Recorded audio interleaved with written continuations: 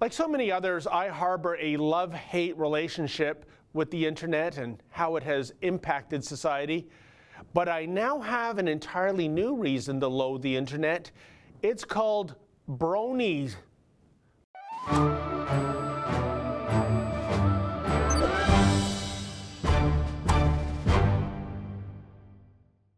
I know we all live in a world where we're not supposed to say what's right and what's wrong, and we're not supposed to be judgmental, and we're supposed to be accepting of the fact that there are, 442 genders and counting. Well, for starters, buying into all that politically correct potpourri makes for a hard sell when it comes to yours truly. And while it takes something really, truly disturbing to rattle the Menzoid's cage, I gotta tell you, my cage is rattling as though it's being caught up in a Category 5 hurricane thanks to Brony culture. Bronies, you see, are predominantly adult male aficionados of the My Little Pony Friendship is Magic cartoon series, a show that has a target demo of, I imagine, little girls aged 3 to 7. And so fervent is their love of this cartoon series that the Bronies, which in itself is a disturbing word when you think of it, folks, a combination of bro and pony. Anyway, such is their love of this show that they assemble en masse for a weekend every summer in Baltimore, which they call Baltimore, get it, to attend a convention called BronyCon. Now, BronyCon 2018 just wrapped up on Sunday, which was attended by some 10,000 Bronies. 10,000. I'll pause here to allow the enormity of that number to fully sink in. Now, full disclosure, I'm of mixed emotions when it comes to BronyCon. For example, on the one hand, I truly admire the entrepreneurial genius of the individual who somehow, some way, determined that there was a large enough audience of mature men that would pack an entire convention hall and buy copious quantities of little plastic ponies, usually bought by the parents of girls who are attending grade 2. So in that regard, hey, happy capitalism, as my business analyst friend Lou Skeezus likes to say. But on the other hand, BronyCon and Bronies, they're weird. Weird to the nth degree. Now, granted, people have the right to be weird if they want to be weird. It's all part and parcel of this little thing called freedom, after all. However, there's something undeniably disturbing about this particular slice of pop culture, especially those in the BronyCon community who identify as Kloppers. These are guys who, how can I put this politely, folks? They engage in self-pleasure pertaining to imagery of My Little Pony characters such as Rainbow Dash or Pinkie Pie.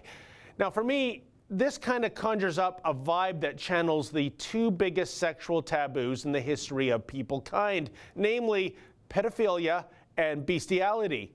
Oh, and don't think that I'm being unnecessarily cruel or alarmist here, folks, because earlier this week, a 55-year-old Ottawa artist, Tom Weissem, who once helped animate My Little Pony cartoons, was sentenced to 28 months in prison for possessing more than 60,000 images of child pornography and sharing them online. According to an Ottawa Citizen story, many of the pictures and videos found in Weissem's possession by police depicted adults engaging in sexual behaviors with children. Some of the images featured bondage. Yikes. Now, I'm by no means suggesting that all Bronies are sexual deviants, but I find it absolutely baffling that this counterculture has reached enough of a critical mass that a few years ago there was actually a documentary produced about this fan base called Bronies, the extremely unexpected adult fans of My Little Pony. Here, check out an excerpt from the trailer.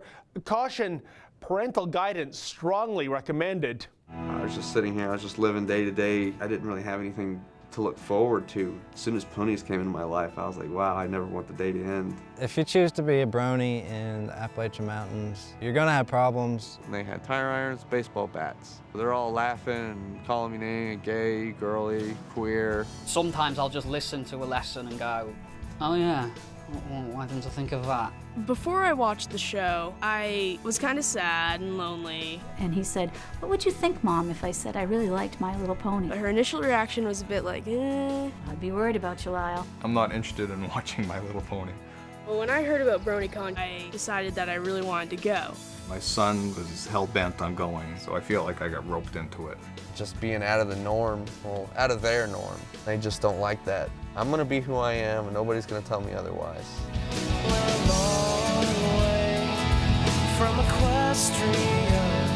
You know, one day a student of psychiatry is going to write his master's degree thesis on this phenomenon, assuming he's not driven insane himself during the research process.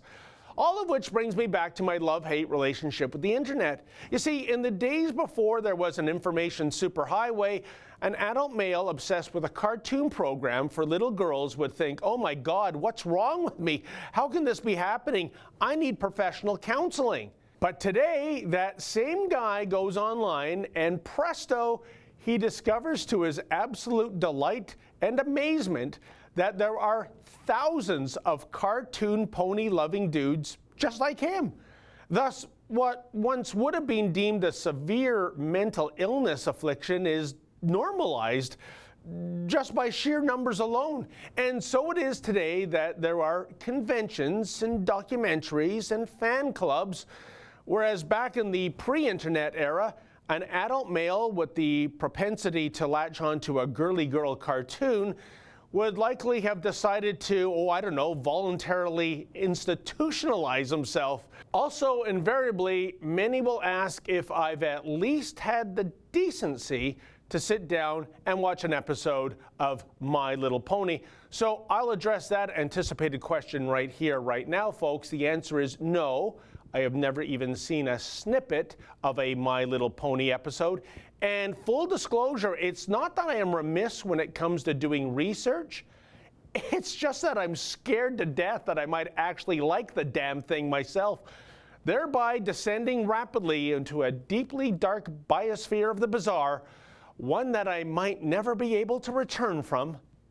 For the Rebel.media, I'm David the Menzoid Menzies. Hey folks, the Rebel has a new app. Please download that app and take the Rebel with you wherever you go.